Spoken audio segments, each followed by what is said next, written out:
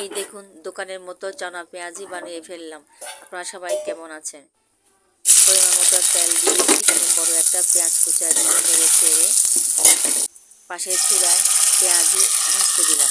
একে একে সব পেঁয়াজি দিয়ে ফেলতেছি। সব দেওয়া হলো, এগুলো হতে থাক। পাশের চুলায় আমি আদা রসুন পেস্ট দিয়ে ফেলেছি।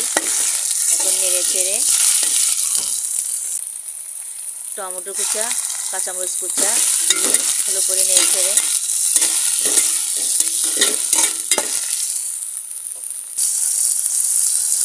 এখন শুকনো মরিচ এগুলো একটু আগে তেলে ভেজেছিল, এই দিয়ে দিচ্ছি। এদিকে পাশের চুলায় পেঁয়াজিগুলো উল্টিয়ে দিচ্ছি।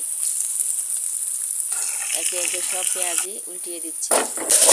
এদিকে আরও ভালো করে কষিয়ে এখন চানাগুলো দিয়ে ফেললাম। পরিমাণ মতো লবণ দিয়েছি।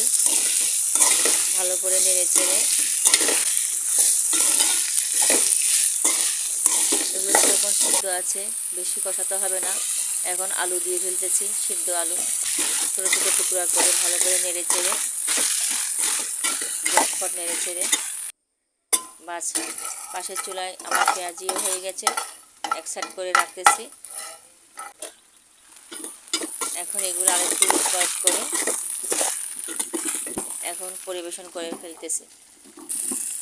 একে একে সুন্দর করে গরম গরম আপনারা খেতে পারবেন। একদম দোকানের মতো করে সাজিয়ে ফেলতেছি, দেখে অনেক লোভ লাগতেছে। আপনাদের কেমন লাগতেছে জানাবেন।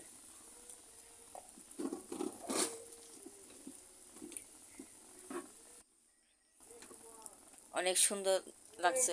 এদিকে আবার পেঁয়াজ কুচা দিচ্ছি। যাদের দিতে ইচ্ছে করে দেবেন, গরম গরম পেঁয়াজি দিয়ে সাজিয়ে